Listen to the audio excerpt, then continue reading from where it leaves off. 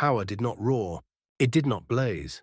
It waited silent, patient until the moment it could decide who would live and who would vanish from the world without a trace. If you enjoy my way of explaining and storytelling, please consider supporting us through the donation. It really motivates us to keep creating. A bolt of lightning tore down from the heavens without warning, shattering the sky as it struck in a blaze of dazzling gold. The radiance erupted, violently obliterating half of the ghostly visage in a single breath. The face released a shrill, wretched scream that clawed at the air, yet the pain only drove it into greater madness. Just as Grand Immortal Shu allowed himself a fleeting flicker of relief at the unexpected assistance, the ghost lunged forward and sank its fangs into his neck. Endless layers of crimson light surged forth, swallowing him whole in an instant. Within that suffocating scarlet radiance, he felt his flesh corrode at terrifying speed, as though countless invisible mouths were devouring him alive. Panic seized his heart. Without hesitation, he chanted a strange and ancient incantation. A thin veil of golden light blossomed around him, shrinking inward for the briefest moment before detonating outward in a violent explosion. Golden brilliance flared like a newborn sun, scattering the encroaching crimson in every direction. From within the dispersing light, a nascent soul shot forth, delicate yet radiant, and vanished with a flicker, reappearing more than 30 meters away. "You think you can flee?" Corpse Chong snorted coldly, his voice heavy with disdain, and clawed at the empty air. Black chi coalesced above the fleeing nascent soul with terrifying speed, condensing into a massive hand that blotted out the sky as it swept downward. Its mere presence oppressed the surrounding 30 meters with suffocating pressure, as though space itself had solidified. Immortal Shu cursed inwardly. Had this ambush not occurred, his nascent soul could have easily teleported far beyond this range, perhaps even shattered the restraints of the black wind flag altogether. The nascent soul born of his cultivation was no fragile wisp. It possessed immense power and could battle freely even without a physical shell. But within that sea of blood, he had already drained the vast majority of his spiritual power. In his current state, resisting this technique was little more than a hopeless dream. Meanwhile, 100 meters away, Han Li stood with his hands clasped behind his back, his expression cool and detached. After releasing that single bolt of lightning, he made no move to intervene further, as though the unfolding life and death struggle before him held no particular interest. With no alternative left, Immortal Shu could only stake everything on escape. He mustered the remnants of his magic power and had his nascent soul open its mouth, spitting out a metal medallion, his soul-bound treasure, preparing to trigger it in a desperate bid for survival. At that very moment, silver light flashed. A figure materialized above the descending black hand.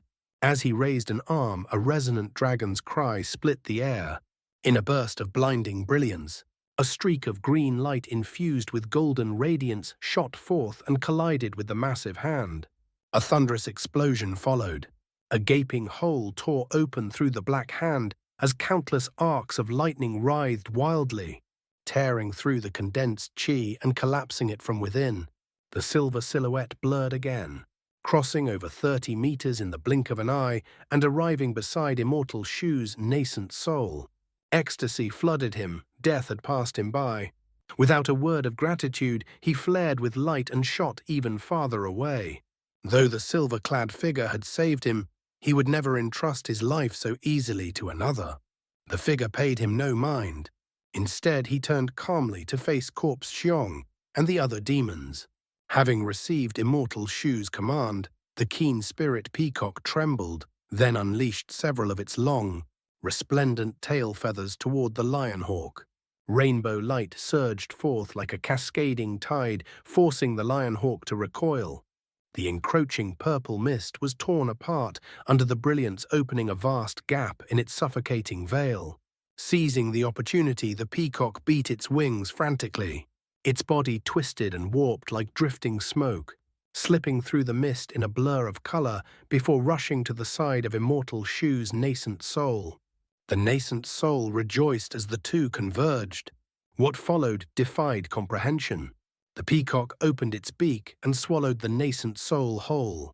A clear, piercing cry rang out, and its feathers erupted in splendor.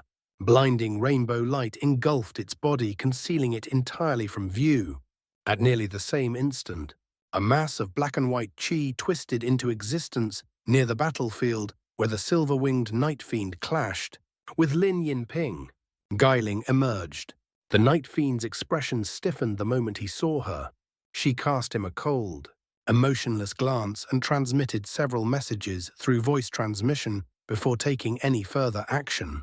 A subtle shift flickered across his face. After a brief silence and a long sigh, he withdrew his assault. With a wave of his hands, the ghost fiend threads returned to him in a dense, surging tide. Lin Yinping's heart leapt with relief, and she prepared to flee. But Guiling had already decided otherwise. Her figure blurred, appearing at Lin Yinping's side. In an instant, massive silver axe raised high.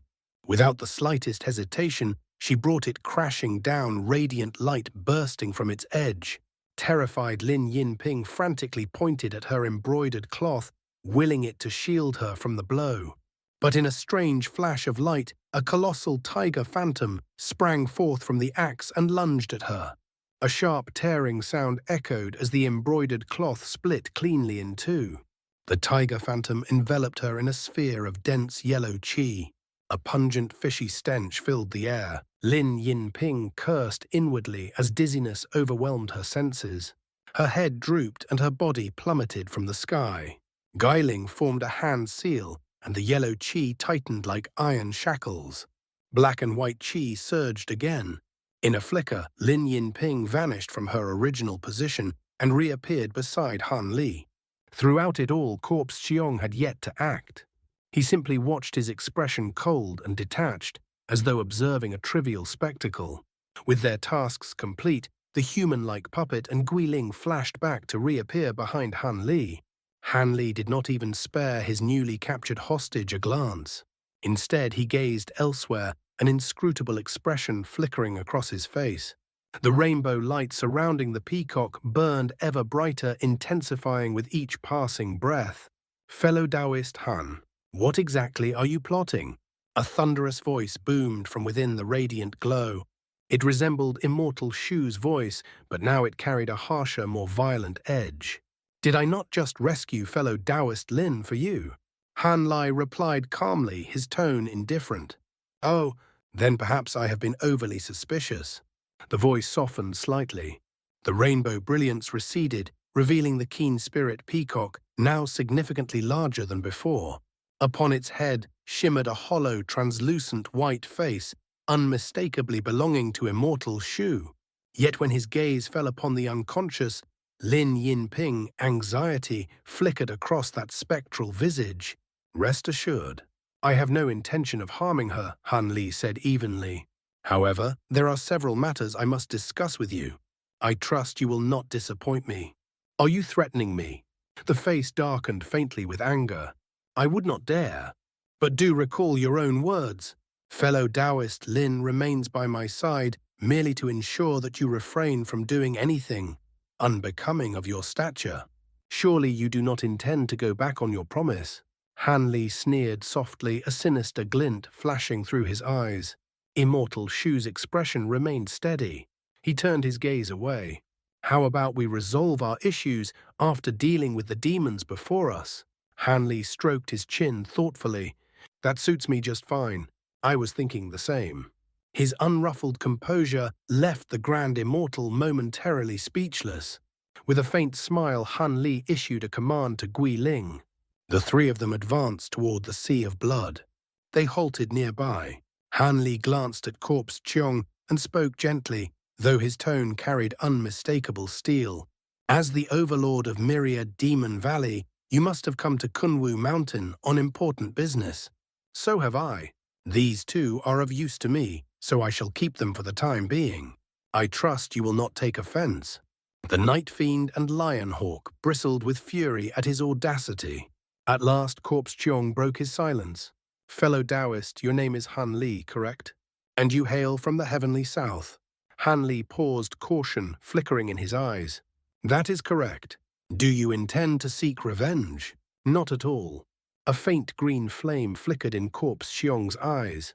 I will overlook your actions this once, but only once. Interfere again, and you will never see the heavenly south. The corner of Han Li's mouth twitched slightly, but he merely smiled without reply.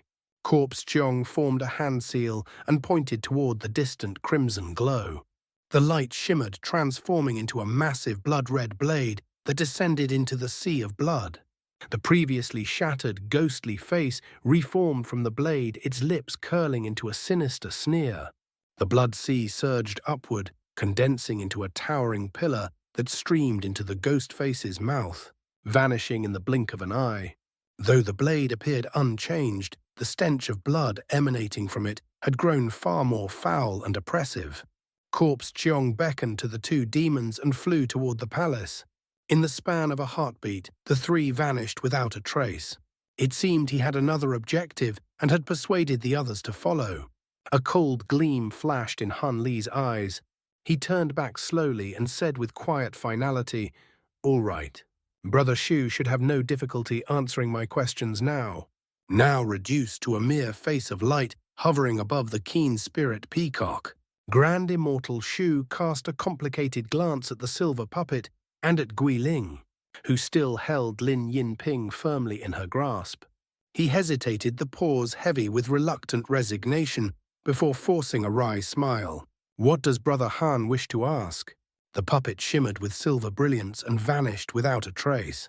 Han Li's figure blurred several times, flickering through space until he arrived beside Guiling. "From your earlier tone," Han Li said calmly, "it seems nurturing the gold-devouring beetles to their final stage is not something I can accomplish alone." How curious. To my knowledge, the exotic insects of ancient times could naturally mature to their ultimate forms, and they posed a grave threat even to ancient cultivators. Your gold-devouring beetles should have been passed down from that era as well. Grand Immortal Shu sighed faintly. If one followed ordinary methods, it would indeed be possible to slowly mature them over tens of thousands of years. But cultivators do not live so long. Even if passed down from generation to generation, few clans or sects could endure such a span without decline. The gold-devouring beetles in particular require an exceedingly long time to evolve. Inevitably, later generations would lose the will to continue nurturing them. As their master, you must understand the gulf between their final two forms. It is as though they are entirely different species. That is true, Han Li admitted. Since reaching their current stage, my beetles have shown not the slightest sign of further progress. Your temple must possess a specialized technique to hasten their growth. How much time does it save? It reduces the required time to roughly 1/3, Shu replied evenly.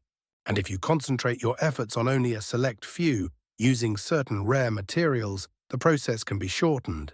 Even further, Han Li's eyes flickered. That effective? Then my previous efforts were not in vain. Tell me, are you not afraid that once I mature them, I will turn those beetles against you? Fellow Taoist jests, Shu said bluntly. Your gold-devouring beetles have not even begun the true process of their final evolution. Even with our method, you would need thousands of years of effort, and success would still not be guaranteed. By that time, it will no longer concern either of us. You are remarkably composed, Han Li said with a faint, enigmatic smile. In several thousand years, those beetles may fall into the hands of my descendants. Perhaps by then, your temple will have devised a countermeasure. That is possible, Shu admitted. But are you implying you do not want the technique? I am willing to negotiate other conditions. Han Li pursed his lips and clasped his hands behind his back. I never said that. Even if I cannot see them mature within my lifetime, the method may be passed down. I have always had a fondness for cultivating insects. A trace of surprise surfaced upon Shu's luminous face. Then wait a moment. I shall duplicate the technique onto a jade slip. Given how many years you have nurtured these beetles, you will recognize its authenticity at a glance. After a brief pause, white light flickered as Shu's face of light sank back into the peacock's body. Taking advantage of the lull, Han Li turned his gaze toward the distant palace. Since the three demons had entered it, an unnatural stillness had settled over the area. Not the faintest ripple of movement could be sensed. He frowned. He had expected some reaction, some scheme unfolding in the shadows. Through voice transmission, he quietly questioned Guiling. She stiffened slightly at his words, but responded at once. Han Li nodded, yet his expression darkened further. "It is finished." The peacock opened its beak and expelled a streak of white light. Han Li's eyes brightened. With a casual sweep of his sleeve, an azure mist surged forth and caught the streak mid-air. As the brilliance faded, it revealed a palm-sized jade slip. He lifted it to his forehead and gently pressed it against his brow, immersing his spiritual sense within.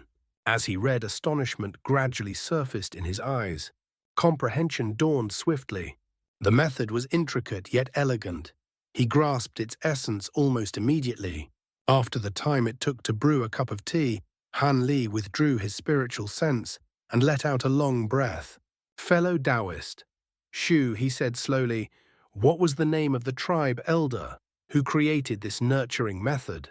I hold them in the highest esteem. To forcibly channel worldly qi into the beetles as elemental energy, such an insight is beyond the reach of ordinary minds. It must have required countless failures, perhaps entire lifetimes of trial and error, before this method was perfected. Ever since our temple acquired the gold-devouring beetle eggs," Shu replied, "we assembled elders proficient in insect techniques to research a nurturing method. It took more than 1,000 years before this one was finally developed. Regrettably, the eggs were too few and the required materials too rare. Otherwise, we could have raised them on a far larger scale." Han Li nodded. He felt little surprise. Had it not been for his small vial and the miraculous rainbow skirt grass, he himself would never have matured so many beetles to their current stage. "Very well," Han Li said at last. "I saved you both and you have given me the technique. Our agreement is complete." His voice grew cold. "You may now end your own life, and I will permit your soul to enter the cycle of reincarnation. Alternatively, I can destroy your soul along with that bird." His gaze sharpened with naked hostility as it fixed upon the keen spirit peacock. At once thunder cracked behind him. A pair of silver-white wings unfurled and he clenched his fists. With a violent eruption, golden lightning coiled around his body, dancing wildly across his frame. Simultaneously, silver light shimmered behind the peacock as the human-like puppet reappeared. Red light glowed within its palm, and a small bough in its grasp flared with verdant brilliance. The peacock trembled in terror. It spread its wings wide, cloaking itself in a layer of golden radiance. From its beak, a sphere of golden light burst forth grand Immortal Shu's nascent soul. In the blink of an eye, the nascent soul hovered above the peacock's head. He stared at Han Li and let out a cold laugh. "Fellow Taoist, stay your hand. Our temple's enmity with you has not yet reached the point of irreconciliation. We can still make peace. Even if you do not fear the pursuit of our three grand immortals, do you truly not care about the feud between your sect and our future tribesmen?" Han Li's expression hardened. "Are you forcing me to slaughter all of your grand immortals within my lifetime?" Seeing that Han Li had not attacked immediately, Shu felt a thread of hope. "What do you mean? We pursued you only to preserve our temple's dignity. You were merely a mid-nascent soul cultivator, yet you slew so many of our nascent soul immortals. We had no choice but to apprehend you. And then you seized the incarnation of our holy beast, incurring the temple's fury. We were compelled to chase you into Great Jin, but now matters are different. You command two late nascent soul beings, and your own strength rivals theirs. You stand as an equal to our endless sky temple. Since neither side desires mutual destruction, negotiation is far wiser. Furthermore, the road ahead is fraught with peril. If we join forces, our chances of survival will increase greatly." "Are you finished?" Han Li asked without expression. Shu's heart sank. "Do you believe I speak falsely?" "I am not opposed to letting you go," Han Li replied with a sneer. "But how am I to trust a few hollow words?" "Of course not," Shu exclaimed hastily. "Our temple's saintess is present. She can invoke a secret art to summon the true spirit of the endless sky holy beast. It will imprint its sacred marking upon you, recognizing you as a guest elder of our sect. So long as you return the holy beast incarnation, the matter can be settled upon our return. The temple will cease its pursuit of you entirely. The holy beast's marking, Han Li murmured thoughtfully. I heard of it while traveling the plains. Only core members of your temple bear it. Those marked cannot harbor hostility toward one another. If they do, the mark activates, inflicting a dreadful curse. Their spiritual sense is tormented as though flayed alive. A fate worse than death. Seeing hesitation flicker across Han Li's face, Shu pressed eagerly on. Then you understand. We pursue you solely for the holy beast's incarnation. The immortals you slew are insignificant compared to the power you now wield. Han Li frowned deeply, his expression wavering as conflicting thoughts churned beneath the surface. Shu fell silent. He could do nothing but wait. Yet the unease etched upon his face betrayed him. He understood all too clearly if Han Li truly wished them dead. Their nascent souls would never be granted even a chance to flee. With a single thought, he could extinguish them utterly. With his life resting in another's hands, panic coiled tightly around his heart. Han Li gazed steadily at Grand Immortal Shu's nascent soul and spoke in an even unhurried tone. Although I do not fear your endless sky temple, and although I have no desire to provoke powerful enemies, that does not mean I am willing to accept the marking of your holy beast and bind myself to your sect. Nor can I be certain that the marking holds no hidden complications. So long as your temple ceases pursuing me, we may coexist in peace. But if you persist, do not blame me for being merciless. Grand Immortal Shu quickly inclined his head. That is only natural. With your present abilities, we would not act in a way that harms ourselves. Then, could you release the Saintess now? Han Li gave a soft snort. Why the hurry? I have yet to finish stating my conditions. Shu's heart sank further. Then, please continue. A strange expression flickered across Han Li's face. I will return the holy beast's incarnation, he said slowly but not immediately. I require several years. I can guarantee that it will not suffer the slightest harm. Siu hesitated. This will be difficult for us to accept. That is merely the first condition. Han Li's gaze turned colder. Second, I will place restrictions upon both of your nascent souls to ensure you do not renege on your word. Rest assured, it is not a conventional soul-binding technique. At our level, such crude methods are easily circumvented. By chance, I once acquired an ancient refinement art concerning something called a soulburn mine. You will each swallow one. Within it lies a thread of my spiritual sense. Grand Immortal Shu trembled violently. A soulburn mine, he cried. You might as well kill me outright. Han Li's voice remained calm, almost indifferent. If you refuse, I will make a trip to the soaring sky plains, once I have dealt with the two of you. I imagine the Mulan would be overjoyed to learn that your grand immortals have perished. When that time comes, your people may well vanish from this world. A chill ran down Shu's spine. You dare? He roared. Why would I not? Han Li's eyes were cold as frost. You attempted to bind me with your holy beast's mark just moments ago. I detest the thought of being controlled by another. To avoid that fate, I require leverage. This is the only method I possess. If you will not swallow the soulburn mine, then I shall take this opportunity to eliminate you entirely. This is your final chance. Without further delay, Han Li raised his hand and bent his thumb. 5. Panic flared within Shu. How can I know you will not activate the mine at some more convenient moment in the future? Han Li sneered and folded his index finger. When would I find a more convenient moment than now? 4. But Zhu's nascent soul faltered, eyes darting wildly as though seeking an opening to flee. Yet at some unknown moment, Guiling had already appeared above the peacock's head. She watched him with a gaze as cold and merciless as winter steel. 3. Shu's heart dropped into an abyss. Surrounded on all sides, escape was nothing but a futile illusion. 2. Only one finger remained raised. Guiling and the human-like puppet released an overwhelming surge of spiritual pressure, thick and suffocating. Guiling summoned the massive silver axe into her grasp. The puppet drew the thunderfire bow, a small golden arrow formed upon its string, radiant and lethal, aimed squarely at the keen spirit peacock.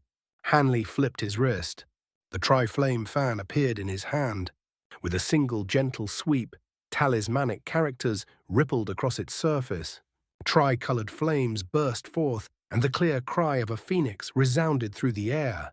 The moment Shu saw the blazing light emanating from the fan, his face drained of all color.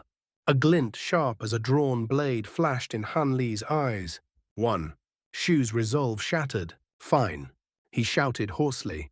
I agree. Han Li nodded. Forming an incantation gesture with one hand, he began to chant ancient obscure syllables. After a brief moment, his complexion paled. A small white sphere of light emerged from his forehead and drifted slowly toward Shu's nascent soul. Han Li still held the tri-flame fan in his other hand, its flames flickering ominously. It was clear he would not permit even the slightest attempt at escape.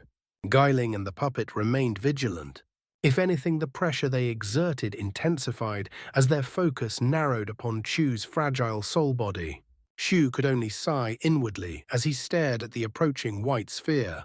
A faint mist cloaked it within which shimmered subtle threads of rainbow light. It matched perfectly the ancient descriptions of the soulburn mine, a legendary art of terrifying subtlety. The sphere halted before him, pressed back by the rainbow aura, protecting his nascent soul. He hesitated. Han Li's cold gaze left no room for further negotiation. Grinding his teeth, Shu allowed the barrier to part. In a flash, the white sphere entered his nascent soul and vanished without a trace. Immediately, Shu extended his spiritual sense inward, frantically examining himself. Nothing. No foreign object. No trace of intrusion. As though the mine had never existed. That absence chilled him far more deeply. The legends had said that the soulburn mine was forged from pure spiritual sense, undetectable and inescapable. If one could not even find it, how could one hope to remove it? Han Li's voice interrupted his desperate search. Do not attempt to forcibly expel it. It cannot be removed with magic power. As long as you honor our agreement, I will not activate it. Shu's expression turned ashen. Han Li then shifted his gaze to the unconscious Lin Yinping. After a brief hesitation, he shook his head and formed another incantation. A second soulburn mine drifted forth and entered her as well. Unable to detect it within her either, Shu spoke through clenched teeth. Since you have chosen to restrain us, rather than kill us, do you intend to coerce us further? Coerce you? Han Li replied flatly. There is no need. Follow me obediently within this place and lend me your assistance. Once we leave, we go our separate ways. You remain members of the Endless Sky Temple. I return to secluded cultivation in the heavenly south. As for the mines, they will dissipate on their own after a few hundred years. Only a few hundred years, Shu was rendered speechless. We have wasted enough time, Han Li said curtly. Let us move. He glanced at Lin Yinping and flicked his sleeve. An azure mist enveloped her. Her eyelashes trembled. Slowly she awoke. The instant she saw Han Li standing beside her, she reacted without hesitation, blurring away over 30 meters in retreat. A silver flying sword shot from her lips, hovering before her defensively. Fellow Taoist Lin, do not act rashly. Zhu called out urgently, sending her rapid voice transmissions. Han Li watched calmly, hands clasped behind his back. Guiling returned to his side. The human-like puppet vanished once more into invisibility. Within moments, the endless sky saintess fully grasped what had transpired. Her complexion turned deathly pale, terror flickering uncontrollably in her eyes. Han Li opened his mouth to speak, but a thunderous explosion suddenly shook the entire sealed space. The barrier that had imprisoned them split apart as a massive sword streak tore through its walls, carving a gaping hole 3 meters wide. 2 streaks of light shot through the breach, circling once overhead before descending nearby. The light dissipated, revealing 2 figures, one clad in Taoist robes, the other dressed as a scholar. Taoist Seven Wonders. Lin Yinping exclaimed, a trace of hope flashing across her face as she recognized the black-robed scholar. The man possessed a hooked nose and sharp, austere features. Surprise colored his voice. How did Fairy Lin end up here? He was Seven Wonders of the Heavenly Devil sect. Owing to trade relations between his sect and the Endless Sky Temple, he was acquainted with Lin Yinping. It was he who had once permitted her to borrow the clear sound mirror in the Jin capital, a treasure capable of piercing illusions. Beside him stood a white-haired, red-faced Taoist master sable of the High Zenith sect. Upon seeing Lin Yinping, he initially smiled broadly in greeting. Yet when his gaze swept over Han Li Guiling and the keen spirit peacock, astonishment replaced his warmth. His smile faded. Fairy Lin, he asked in confusion, who are these two fellow Taoists? Fellow Taoist Shu's peacock is present, yet I see no sign of him. If you loved this story, please consider supporting us through the donation below description. Your support allows us to keep bringing you the best and most immersive video. We truly appreciate you being here with us.